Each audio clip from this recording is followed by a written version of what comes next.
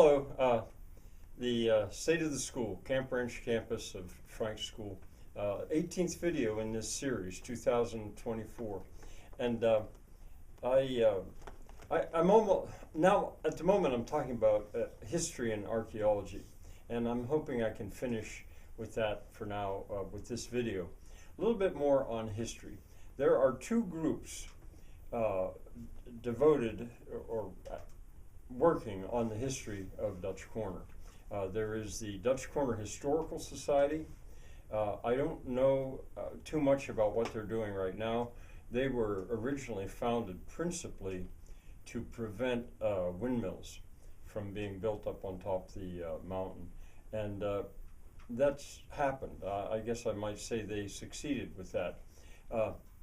I don't really know too much what they're doing now, although they did an awful lot of documentation of the old houses in Dutch Corner, extensive documentation of it. I think that's the Dutch Corner Historical Society. The other group is called the Dutch Corner History Group, which is what I'm part of, and it's very different. It's made up of people largely whose ancestors are from here.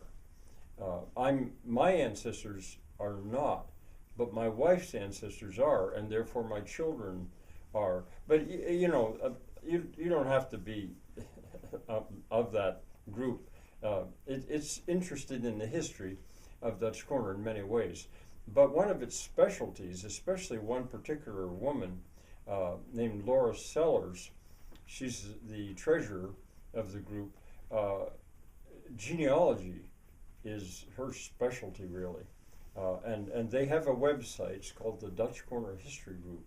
And they're very helpful in going into like the story of Indian Eve. So I wanted to mention those two. Now, as far as history is concerned, I don't know. There's not as much as you'd think there would be in the local newspaper, because Dutch Corner was like this backwater, and what was going on in Dutch Corner was not really that central to what was going on in Bedford, Pennsylvania, the county seat. Bedford County was once all of western Pennsylvania, so it's very old, and the newspaper's very old. That's called the Bedford Gazette. All right, turning to archaeology. There's a name I want to give you. Her name is Molly Leoda Henderson. I don't think she has a married name now. But I mention her because, well, she was a student of mine. And when she graduated from high school, she went to college and studied archaeology.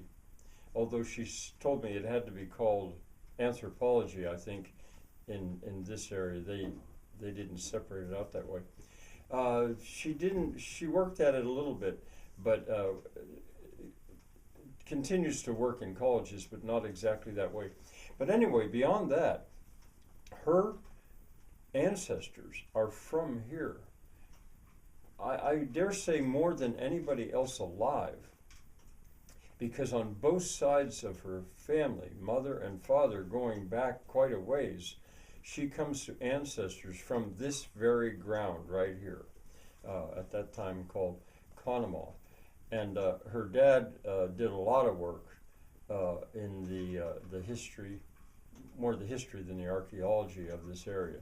Well, anyway, Molly loves archaeology, and she is in the area. I'm not in close touch with her, but I spoke to her most recently about an area right over there on this property, which is the one thing I want to kind of specialize on at the moment. I referred to it as a place that I finally figured out that they were washing the ore there, and that explained why the ground was like it. But it goes beyond that. That was where the principal plate area, where they took the ore from high on the mountain, or fairly high on the mountain, down from from several shaft mines, down through along the water course, by way of minecart tracks, and then a narrow gauge railroad. That was the way it went out through. Now, there's not much left of any of that, but that area is so gorgeous in the springtime.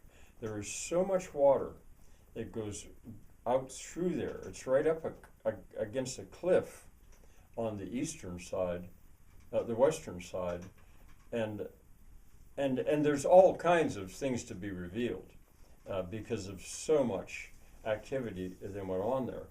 But the main thing about it is it's just such a place of joy now in the springtime. Well, year round, but in the springtime, what a place for fun activity in playing with water, making weirs and revealing what's there because there's just so much water going out through there. And Molly was tempted this last spring, but we didn't get around to it, to go there with a partner of hers to take a look at it, and I've had others there as well. It can never be used for agricultural purposes of any kind because it has been so ripped up in a lot, and what wasn't is so stony. But there's a whole, I think, little homestead to be revealed in that area. There's just so much to do there, and that I think is largely for play. It's right on the border between our ground and my sister's ground. That the cliff makes that border, and that whole area, I've just thought it ought to be a park. It ought to be a water park, just for playing, for building bridges back and forth across, because it's the most spectacular area on the farm. And I kind of wanted to tip my hat to that. I don't know how much I'll get to doing this summer or spring and summer because I just don't know how much time I'll have to play. But I sure want to mention it.